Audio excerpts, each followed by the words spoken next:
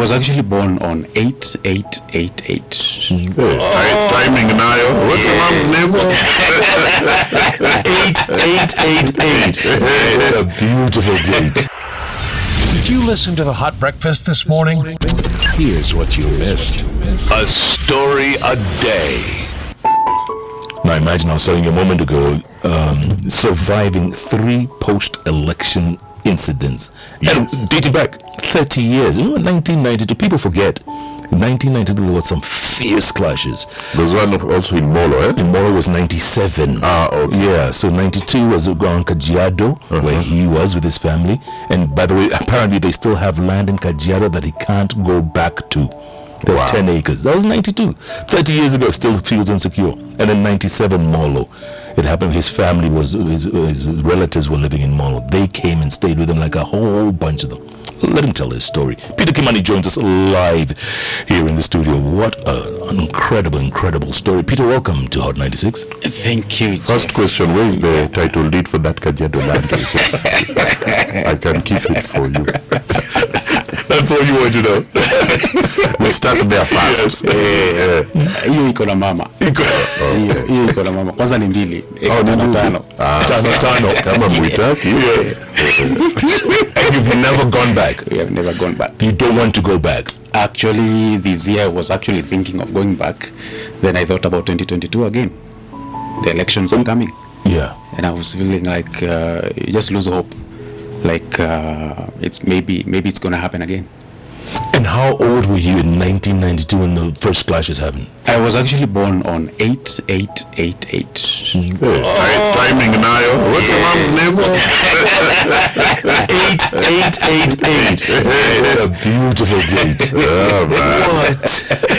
Yeah, so So you were about 4 years old? 4 years old. Yeah. My father is a photographer, so he was actually based here in Kimende. Okay. Yeah, Kiambu. And then he used to visit once in a while with a motorcycle. And that photo that you saw, he took that photo. He still does that at 76 years. Wow. He's still a photographer. Kimende, Stephen Kimani. Does he use those old cameras, those ones with the negatives, or has he updated? He's always going with generation. Okay. Yeah, he's updated. Okay. Yeah. I don't even think there are studios for producing those minis anymore. Yeah, like dark rooms. Nataka kwenda town kidogo ni nini kwa kumachua hizi pizza. Is that what it was called? Yes. So what happened? What do you recall of that time during the clashes? My mom was a farmer, and she was doing a lot of agriculture because I used to help her during that. Because I was the only boy in the family, the rest were my sisters. So tukiwa kule Kajiado, it was fun, you know, having the Maasais as the first people that I saw when I was born, and I think that's the first community. I actually thought I am a Maasai myself, even wearing the Maasai attires. I thought I am a Maasai myself. So I remember during that time we used to come. It reached a point where we used to come frequently back and forth from Kajiado to Kiambu, because our house was still there in Kamba, near Kimende.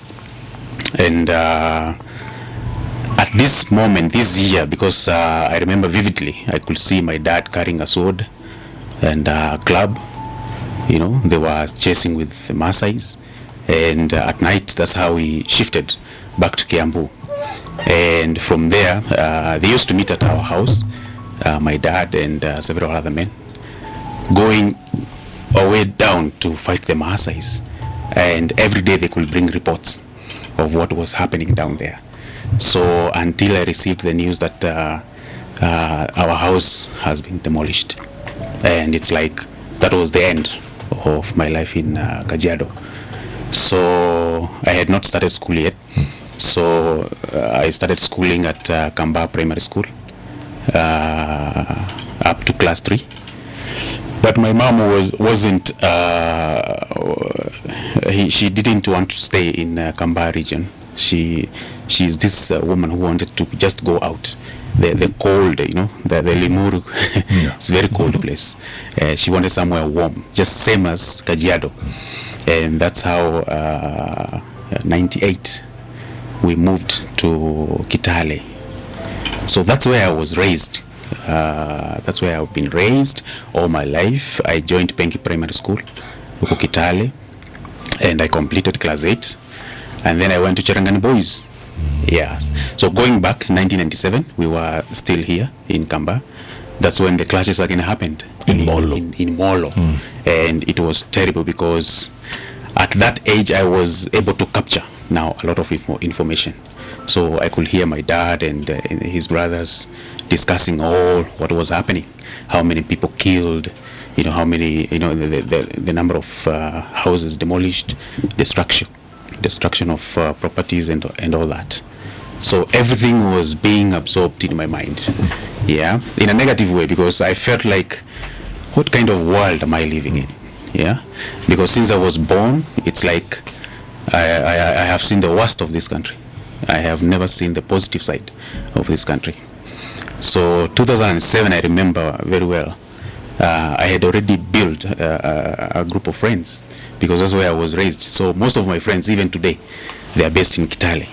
That's where they are, even today, because that's where childhood, secondary, hata ile kukatia madem, so unajua ile design. Yeah, at that age, ndio unaanza kuinteract na watu. Yeah, and you have this bond with your friends. Yeah. So 2007, I was in Form 3, Cherangani Boys, currently St. Mark's Boys.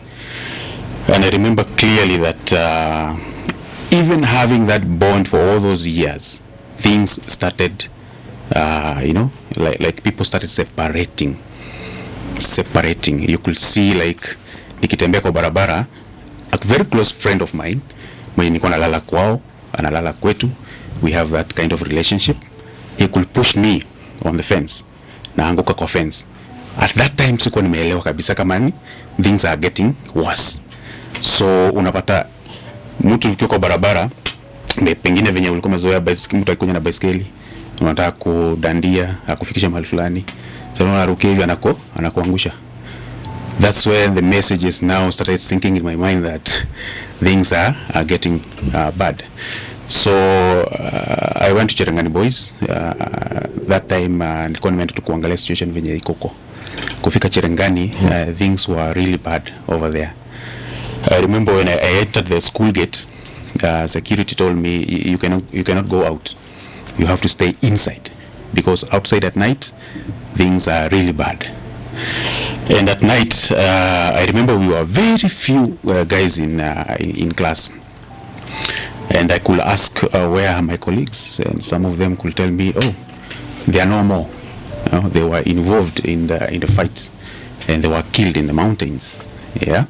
So class was so lonely. There was no classes were going on, and I remember even the deputy principal coming to me and told me, Kimani, just be careful because you don't know the situation right now. Things can turn bad. So ukipata nafasi, hepa, just run away. Yeah. So I remember tulikuwa tumekaa kwa basketball huko chini kwa field. Hapo ndio alienda kanificha. He was from the Luya community. Aliniongelesha tu vizuri, akaniambia, Kimani, that time I was a house captain. So he could talk to me in that language. Akaniambia, sasa hapa inabidi ujipange. Ukipata nafasi ya kutoroka, weenda. Juu hapa ni kubaya. I remember I used to sleep in 5 dormitories per night. Different dormitories per night. Why? Because kwa dormitories nikitembea hivi, I could hear my friends. They were talking of, wamefungua shule, tumerudi kwa tumefungua tuko shule sasa, and they could discuss how many people they have killed. Very young people, they were just openly discussing with their friends. I killed I don't know how many women, I killed how many children, I nearly touched how many houses. Yeah, and they were so happy because they were from the same community. These are your fellow pupils. Yes. People you knew. Yes. These are my schoolmates. That time I was a house captain, so I could understand, okay, this is my dormitory, so I know who are sleeping there. So kusikiza tu kwa wall, I could hear everything. How many people they killed, that kind of language. So I could go back, najificha, naenda dormitory ingine. Nenda nalala kwa bed moja hii night. After 2 hours I wake up, napitia kwa dirisha, naenda another dormitory, natoka St. Ignatius naenda St. Clement, hivyo until nione jua imetokea asubuhi. So that's how I survived until I became sick, completely sick. And I remember looking around and I discovered that we were only Kikuyus, 2 Kikuyus. It's a school, it's a boys' school. I remember looking around and then I said, wow, from Form 1, I didn't know that we had this like tribal divisions, because we were calling by the first name. Yeah, so Jeff, Nick, Evo. Otherwise, who is the what is your tribe? You know, nobody knew about it, so until it reached a point where you realize, oh, we are very few Kikuyus here, and this is not good. Yeah, when I looked at the teachers also, I realized, wow, they are not even here. The only one I knew was not even in school. Yeah, so I got sick and I called mom. I borrowed a phone, nikapigia mom. And remember, when I was actually coming to school, we had slept in the forest for several weeks. So I was just going to school to try and collect my few belongings and come back home and see whether I can assist my mom to relocate or see what I can do. But now school nimefungiwa huko, so I have to stay there. So nikiwa pale nikapigia mama, akaniambia bado wako mstuni, wanalala mstuni, kuna watu wanakuja kwa boma, so haiwezi kaa kwa boma. We have to stay in the forest. So nikamwambia mama, I have been sick for a whole week and sishughulikiwi. Because I remember that time it was on a Sunday. We were supposed to go for a Sunday service. And when I tried to go to the mess hall, that's where the hall was, I fell down, and students wakanichukua because I had this kizunguzungu, and they took me to the dispensary. Kunipeleka pale, they called the nurse that time. He was from a different tribe, and the only question she asked, what is his name? And he said, Kimani. She never showed up. At that time I was unconscious, so this story was told later, that Peter, you have been here lying down all this time but nobody came. Tumejaribu kuita nurse, she never showed up. Yeah, and then we tried to call the driver, the bus driver. He was actually a pastor and from the Kalenjin community. And the first question he asked was anaitwa nani? And when he heard about Kimani, the pastor never showed up to take me to hospital. So that time I realized now my life was at stake. I was about to die. Yeah. So wakanikaisha hapo, tukakaa. At around 2, they took me back to the dormitory because I could not even walk. They took me back there, and I took a nap. And few of my friends were the one coming with a tablet, ananipatia kamoja, anatoroka cause hataki kuonekana na mimi. He's from the other tribe, so if they see him with me, they will think that they are helping me, and I'm from a different tribe. Yeah, so I stayed there. I remember that Sunday evening, I felt like I was niko nalala ile bed ya chini, and I could count the square boxes, and I was like, I'm counting the last square box. Thinking that now that is the end. Yeah, until around 7 o'clock, one of my colleague came quickly, and he was running and told me, Peter, kuna mtu anakuita pale Vista Square. And that's how they took me, because I could not walk. They dragged me to the Vista Square to look at around. That was my mom. She had tried her best to navigate around the chaos to school, because I told her that I was not feeling well and nobody's taking care of me. She cried when she saw me in that condition. Akanichukua. Luckily there was a vehicle around. We went to district hospital. Let me tell you, Jeff, when I reached at district hospital Kitale, nilisikia ni kama nimepona, because watu wamekatakatwa, watu wako na mishale. Things were bad. Yeah. As much as the doctor was trying to pay attention on me because my condition was also bad, I was looking around and I was feeling, no, this is not my country. This is not my country. I can't believe that I'm witnessing this, that time, the chaos in my own country. Yeah. So I stayed there for 2 days, and instead of lying on my bed, because the bed, tuko nakaa watu watatu, I could just go around and help people around, give them whatever I had from my pocket, and assist them. Those people wenye walikuwa wamelazwa kwa chini kwa floor, I could assist them and then go back to my bed. And the third day I told my mom, I'm not sick. We have to get out of here. We have to get out of here. So tukarudi home, tukalala msituni for few more days, and I told mom, ile ploti yetu kwa Kiambu bado iko. Nyumba yetu bado iko. Kuna mtu tulipiga huko? Hapana. Let's go back. Because I was the only boy. I have to take care of my mom and sisters. My brother that time alikuwa, I think, Sudan that time, and the other brother was in Nairobi. So I could not, I had to think like an adult. Yeah, and take care of my mom and see ways of how I can make her come over here. I remember when you were sleeping in the forest, what were you eating? Where were you staying? Were there other people there? There was no time to cook. Yeah, and there was no appetite. Yeah, because I remember, Kitale is so fertile.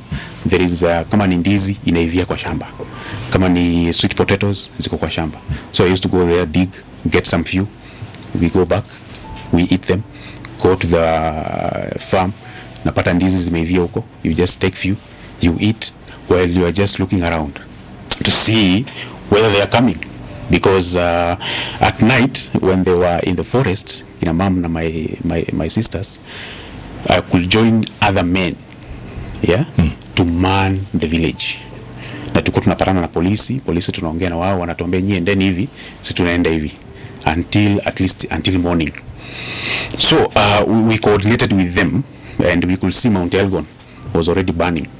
Yeah, we could see Cherangani and the other side of the village. It was already burning, so we could see the chaos coming towards us. And I remember even church, hata labda kukiwa na mazishi karibu, ukienda hapo mnajipata you're only Kikuyus there.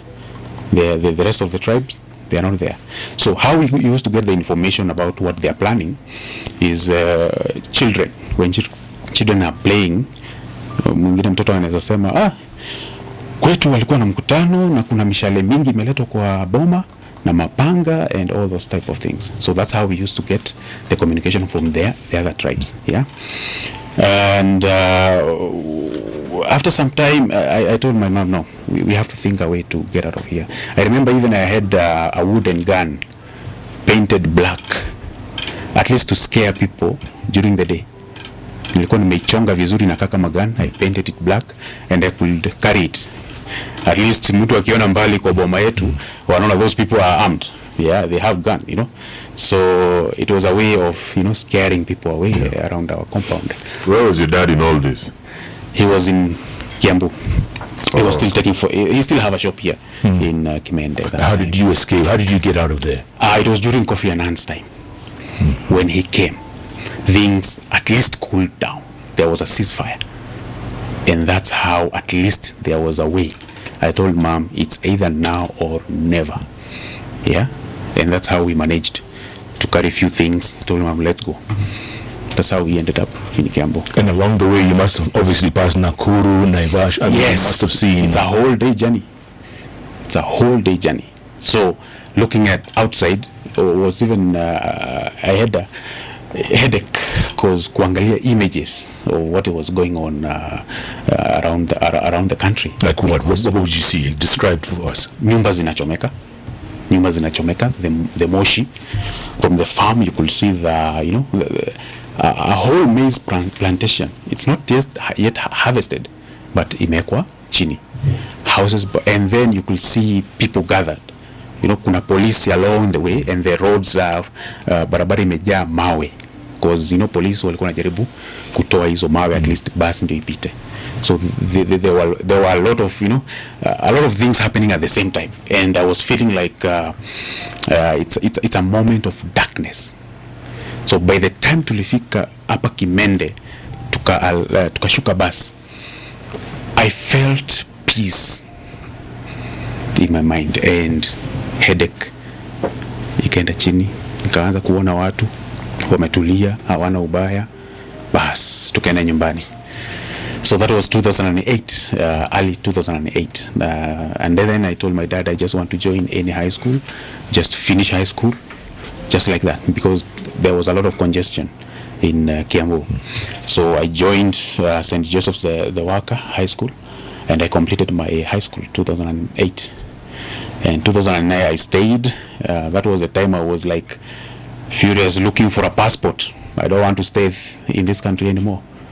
So you just wanted to leave? Yeah, I just wanted to leave. And go where? I mean, did you know you were what, 18 years old? Any country that could make me, focus at least for the next 10 to 20 years without interruptions.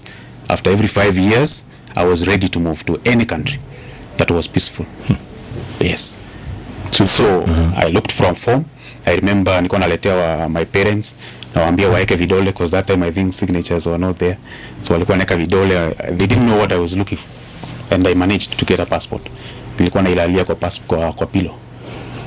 I used to sleep on it, just waiting for an opportunity just to get out of here, because since I was born I was seeing like I cannot even plan my life perfectly, because it's like after every 5 years, Jeff, there is someone who presses a factory setting button, and we get back to starting all over again. After every 5 years, we have to start all over again, and that's how I managed. 2010 May, I got an opportunity.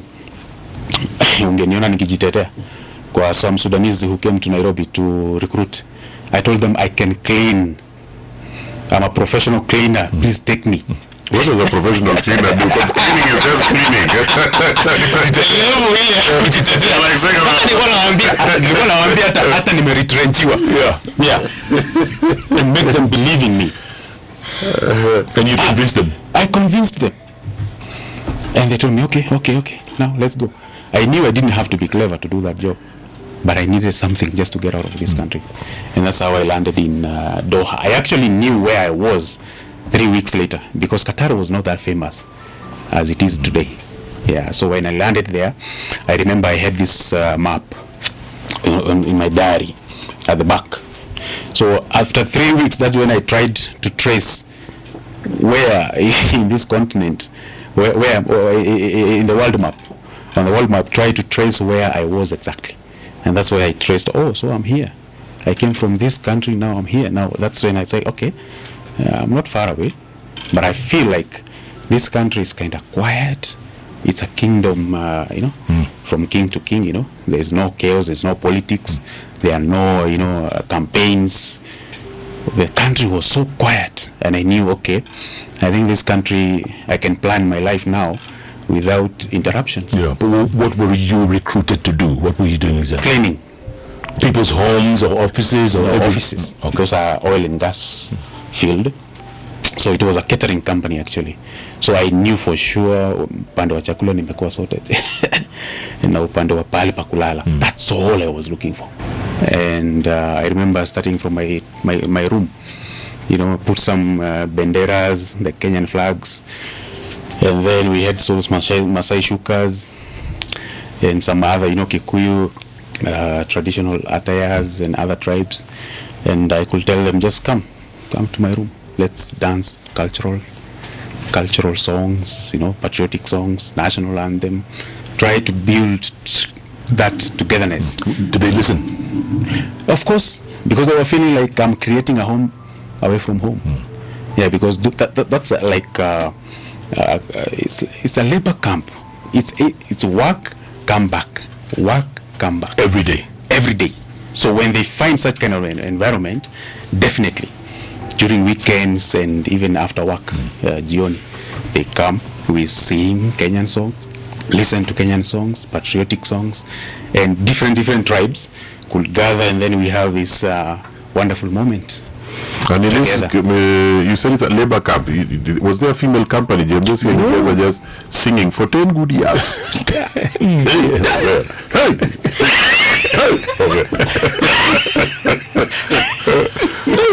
10 years, Peter. Yeah, labor camp. And they're still there. I mean, they're still growing. Is it? So that's how I thought of myself. I remember the little green Maasai. Then I said, okay, I think I have a mission to bring these people together. And that's how the Green Maasai troop was formed. So the Maasai, I know you have gone out there. The Kenyan people are referred to as Maasais when you go there. Even if you're a Luo, a Kikuyu, when anyone sees you out there, they refer you as a Maasai. Jump for me, just jump. They think we are all Maasais. So apart from being raised, the first community from the Maasai community, that name Maasai blended so well with bringing these people together.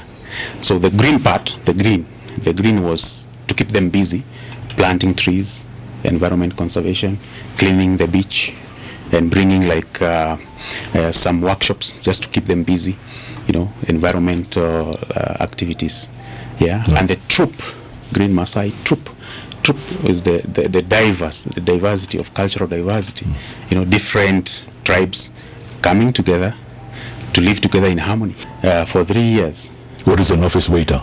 A T-boy. Oh. The government offices. When did the name change? We want to see that gazette notice. Office waiter.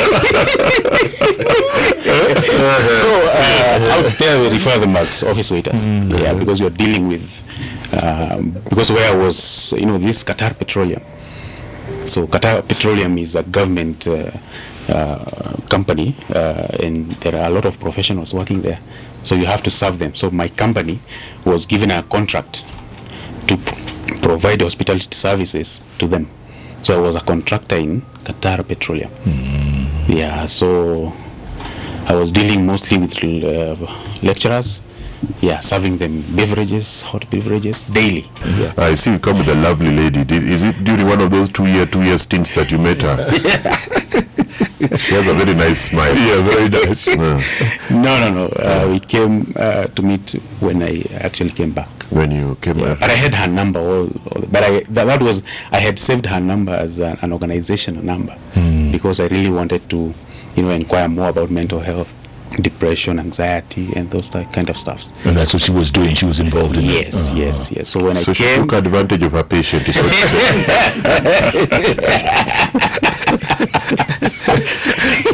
Madam, you can speak for just a moment.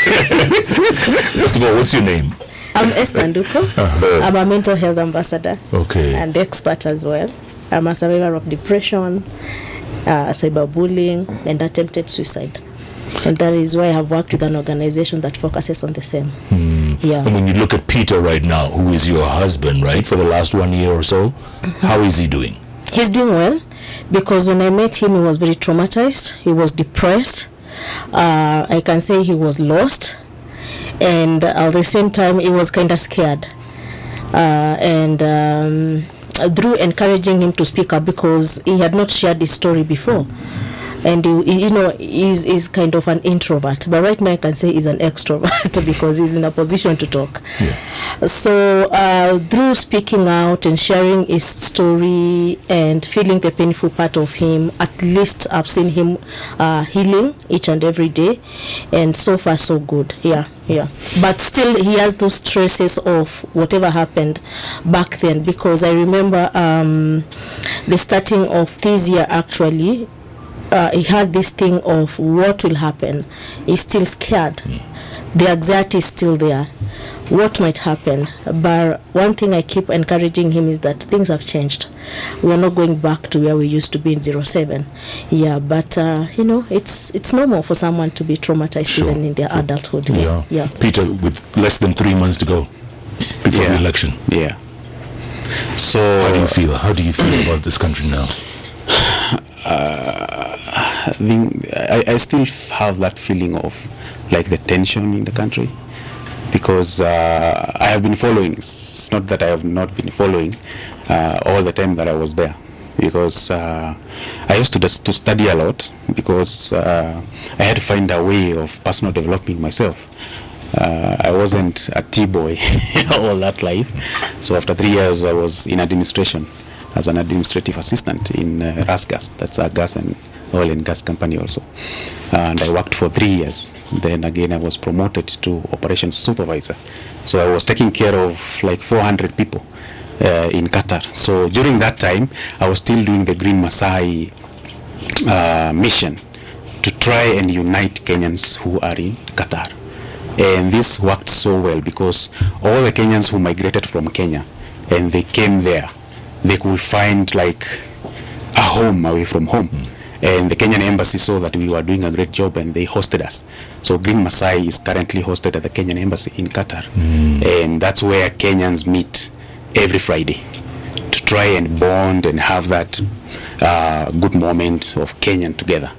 So even the FIFA Club World Cup, they noticed a very beautiful community here called the Green Masai.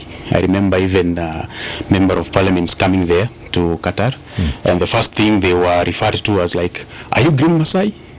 Because it's so popular there than here. So you must know our good friend John O'Shea Ngurugwe. Yes, he must part of the group. He's part of the group. Yes. Yes. He's an avid listener of Hot 97. Yes, good friend. Yeah. And so he's still part of it there in Qatar because now I'm here. So they're there with my colleague Zacchaeus Njuguna and the community leader there, Omar. They are doing a great job. Coordinating with FIFA World Cup staffs to make sure the Kenyan team is well represented. Sure. So, Peter, just 2 minutes, a couple of minutes left to the top of the hour. Would you tell Kenyans who are listening to you right now, for 30 years you endured all of this, and now, 2022, you still feel like you did in 1992. What do you tell them? With 3 months to go, they're listening to you right now. What do you tell them? So when I came back, I started this mission of trying to see what I can do with the 45 tribes because it was so successful in Qatar. So I wanted to do it here in Kenya as well because the president of Kenya belongs to one of them. The deputy president belongs to one of them. The Right Honorable Raila Odinga belongs to one of them. And the foreigners who are in this country, they belong to this set of 45 recognized group. And this is the team that will be there in the next 1 year after the election. And the big three are the one causing the division. If we can have a way of, bringing the three together, I think the tension will now diffuse. If let them have the political differences, but if the three of them can at least sacrifice to have have a time of thinking about peace and come together and say, okay, for the sake of Kenya, for the sake of peace, let's put our differences together. Let's say, okay, whenever we are doing these campaigns, let's make sure that we leave this country the same way it is or it was 2021.